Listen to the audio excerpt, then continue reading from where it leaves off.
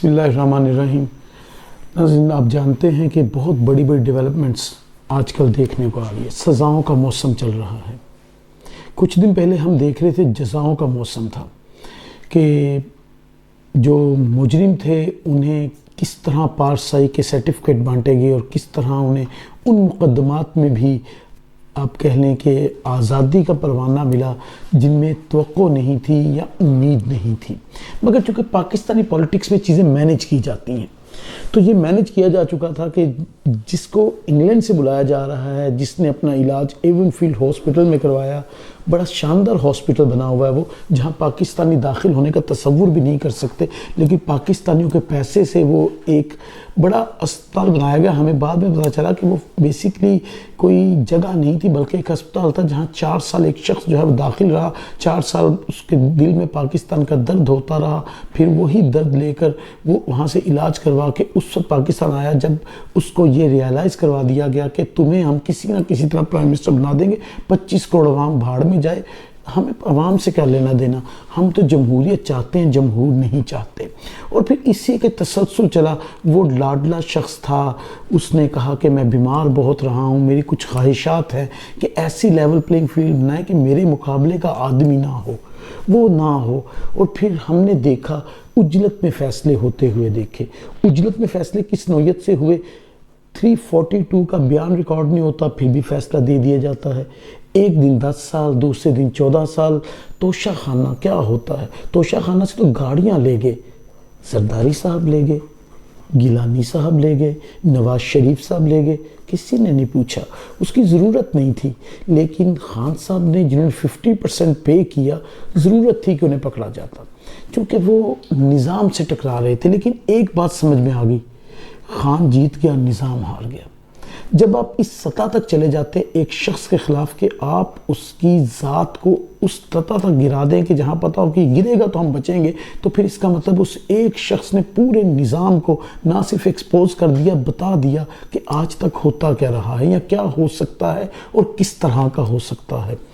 یہ بڑی دکھ کی بات ہے کہ اس میں بہت ہمارے فیصلہ سازوں نے جو فیصلے کیے، ایک پارٹی جس کو لوگ پسند نہیں کر پا رہے، ایمانداری کے ساتھ قرآن پر حلف لے کر اگر سروے کر لے، خیبر سے شروع ہو جائے اور پھر کراچی تک جا پہنچے تو آپ کو شاید ہی کسی علاقے میں آسانی سے سیٹ نکلتی ہوئی نون لیگ کی محسوس ہوگی۔ لیکن چونکہ اب ہم نے لانا ہے انہیں کسی طرح، تو میں نے پہلے کہا کہ جمہور کی ضرورت نہیں ہے، وہ جمہوریت چاہیے جس کو ہم مینج کر سکیں، ایک مینج جمہوریت چاہیے۔ تو ایسا ہوا۔ اب اس میں اگر آگے چلتے ہیں تو دیکھیے آپ کے خان نے سسٹم کو ہلا کر رکھ دیا، تھکا دیا سسٹم کو، اور 16 مہینے کی 18 مہینے کی سٹرگل کے بعد جب کرپشن نہیں ملی تو کہا توشہ خانے میں ڈالو 1 ارب 57 کروڑ 40 لاکھ کا جرمانہ بھی کر دیا گیا۔ جج صاحب بڑی اجلت میں تھے، 342 کا ریکارڈ خان صاحب کے کمرے میں تھا، وہاں تک پہنچا بھی نہیں، لیکن جج صاحب نے سزا سنا دی، کمال دکھا دیا۔ یہ ہمارے خیر ججز کا کمال تو ہے، ذوالفقار علی بھٹو کے دور سے لے کر تب تک ہم ایسے کمالات دیکھتے ہی آئے ہیں۔ ایسے تو ہمارا انصاف میں نمبر بہت بلندی والا نہیں ہے نا، اس کی کئی وجوہات ہیں۔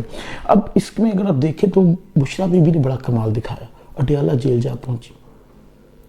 لوگ سمجھتے تھے کہ عمران خان کے ساتھ شاید وہ اس طرح کھڑی نہیں ہوگی، لیکن انہوں نے کہا میں عمران خان کی ویکنس نہیں بنوں گی، اسٹرینتھ بنوں گی، طاقت بنوں گی۔ اور یہ بڑی ایک پازیٹیو چیز ہے کہ آپ قانون کے دائرے میں رہ کے چیزوں کو فیس کریں۔ کوئی ایجیٹیشن کی کال نہیں دی گئی، کچھ ایسا نہیں کیا گیا، کہا کہ نہیں ہم قانون کی لڑائی لڑیں گے لیکن لوگ ووٹ ڈالیں۔ اب بھی یہ کہا اگر الیکشن ہو جاتے ہیں تو ووٹ ڈالیں، ووٹ ڈالیں، ووٹ ڈالیں، بار بار یہ بات کہی، اس لیے کہ ٹرن آؤٹ کا بڑھنا جو ہے وہ بنیادی طور پر پی ٹی آئی کی کامیابی ہوگی۔ پاکستان تحریک انصاف کو اگرچہ الیکشن کی دوڑ سے اس طرح باہر کر دیا کہ ان کے نشان بھی موجود نہیں، ان کے جو کینڈیڈیٹس ہیں ان کے وہ کیا کہہ لیں اپنا فلیکس لگنے دی جاتی ہے، نہ بینرز لگنے دیے جاتے ہیں، بلکہ ٹی ایم او گاڑی آتی ہے اور باقاعدہ طور پر ذمہ داری کے ساتھ اتارتی ہے اور چن چن کر وہ بینرز اتارتی ہے۔ اور اس کی وجہ یہ ہے کہ میں نے پہلے کہا کہ الیکشن کو مینج کرنے کی کوشش کی جا رہی ہے لیکن ہو نہیں پا رہا۔ ہر چیز پر پابندی، خان صاحب کی آواز پر پابندی، خان صاحب کی تصویر پر پابندی، خان صاحب کے بیانات پر پابندی، ہر طرح کی پابندی کے باوجود بھی خان صاحب کا ووٹر آزاد ہے، وہ نہیں ٹوٹ پا رہا۔ پارٹی آپ نے توڑنے کی کوشش کی، آپ نے لیڈران ڈرا کر الگ کر لیے، سب کچھ ہوا، لیکن پارٹی کا ووٹر وہیں ٹھہرا ہوا، ڈے بائی ڈے اس میں اضافہ ہوا ہے۔ کسی کو سروے اٹھا لیں، غریدہ فاروقی کے اٹھا لیجئے، غریدہ فاروقی تو الگ سروے تو نہ کرتی، وہ کوئی صحافی تھوڑی ہے۔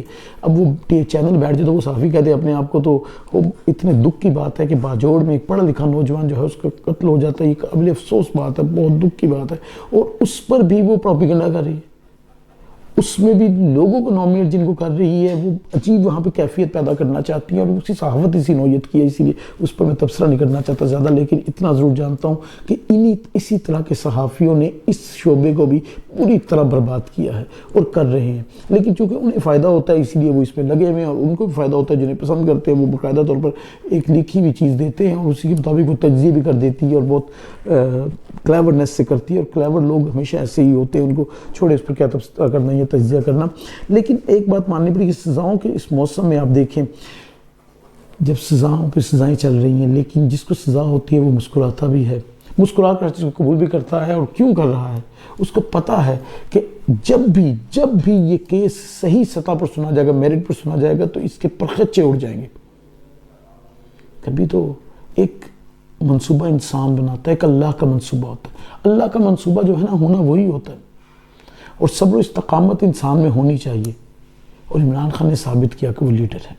اختلافات اپنی جگہ پہ رکھے، بہت سی غلطیاں ہوئی ہوں گی، لیکن تسلیم کرنا پڑے گا لیڈرشپ کی کوالٹی ہے کہ نہ وہ شخص کے پلیٹلیٹس گرے، نہ وہ بیمار ہوا، نہ اس نے کوئی اور چیز مانگی، اس نے جیل کی ہر چیز کو قبول کر لیا، بامشقت قید سنا دی گی، اس نے کہا ٹھیک ہے۔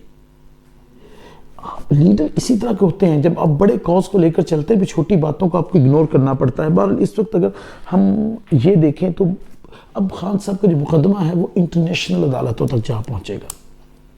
جو اب خبر دے رہا ہوں، یہاں سے جو فیصلے آئے ہیں، ایک چیز تو طے ہوئی نا کہ سائفر تھا، اب تک تو ہم یہ کہتے ہیں سائفر ہے ہی نہیں، سب جھوٹ ہے، اب یہ پتہ چل گیا کہ سائفر ہے، اور باقاعدہ سائفر کو جو ہے چلیں تھوڑی دیر کے لیے جیسا فیصلہ ہے کہ خان صاحب نے چوری کر لی اسے، خان صاحب نے کہیں غائب کر دیا اسے، تو اس کا مطلب تھا تو صحیح۔ سوال یہ نہیں ہے سائفر، سوال یہ ہے کہ ایک ملک ہماری اٹامک پاور ریاست کو کیسے تھریٹ کر سکتا ہے، امریکہ کی جرت کیسی ہوئی ہمارے پی ایم کو تھریٹ کرنے کی۔ بات عمران خان کی نہیں ہے، بات پی ایم او پاکستان کی ہے، کیوں تھریٹ کیا گیا اور کس بنیاد پر کیا گیا، یہ سوال ہے اصل میں، اور اس سوال کو تلاش کرنے کی کوشش ہر پاکستانی کار کرنی چاہیے۔ ہم اٹامک پاور ہیں، بہت بڑی طاقت ہیں، کس طرح ہمیں کوئی تھریٹ کر سکتا ہے، اور پھر سائفر میں سزا سنا دی جاتی ہے 10 سال، اور مزے کی بات ہے شاہ محمود قریشی صاحب کہتے ہیں میرا تو بیان بھی ریکارڈ نہیں ہوا۔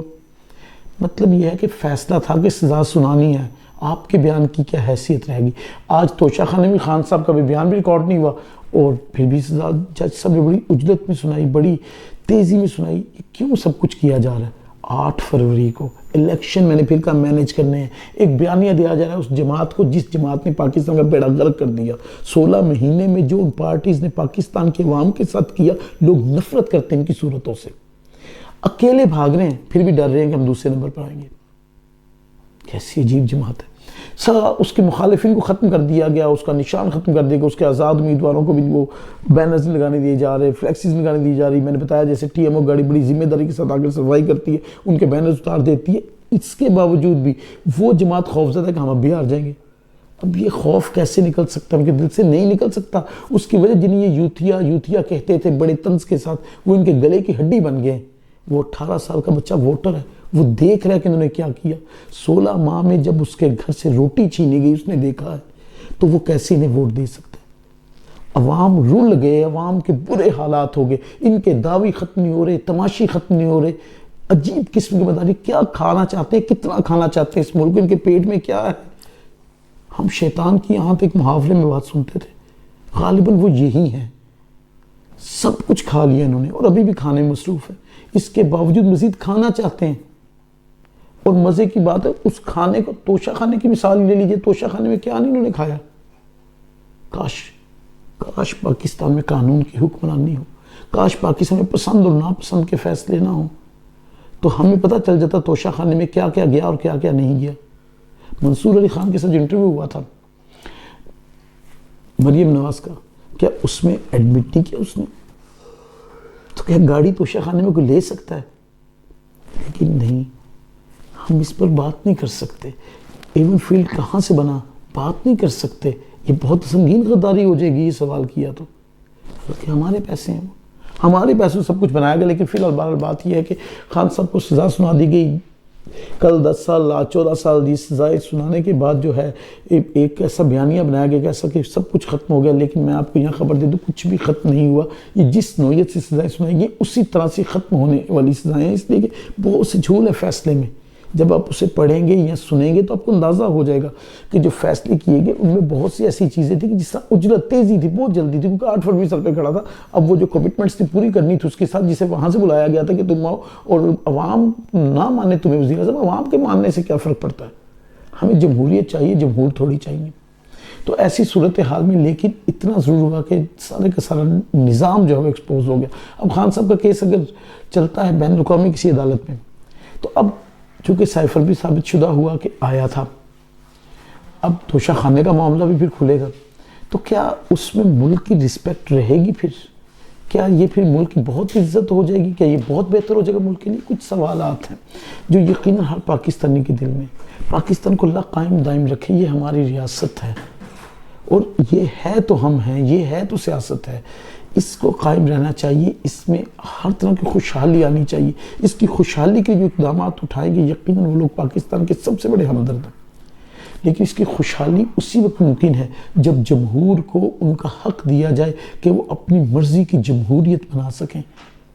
ایک مینج جمہوریت نہ چلائی جائے بلکہ جمہور کی رضا سے جمہوریت لائی جائے، اور آسان حل یہ تھا کہ تمام پولیٹیکل پارٹیز کو لیول پلینگ فیلڈ دی جاتی اور اس کے بعد کہا جاتا جو لوگ فیصلہ دے دے وہی حکومت آئے گی۔ شاید یہ ایک بڑا چینج ہوتا پاکستان کی سیاست میں اور ایک اچھا سائن ہوتا، لیکن انفارچونیٹلی ہم دیکھ رہے ہیں کہ اس وقت ایک بڑی سیاسی جماعت جو کسی کا بھی سروے اٹھا کر دیکھ لیجئے، جو 70-80% عوام کی نمائندگی کر رہی ہے، تو بنیادی طور پر یہ جو کچھ کیا جائے 70-80% عوام کو یہ ریالائز کروایا جا رہا ہے کہ آپ کی کوئی حیثیت نہیں ہے، آپ کچھ نہیں ہے ہمارے لیے، وہ جمہوریت ہمارے لیے سب کچھ ہے جو ہم جمہوریت چاہتے ہیں۔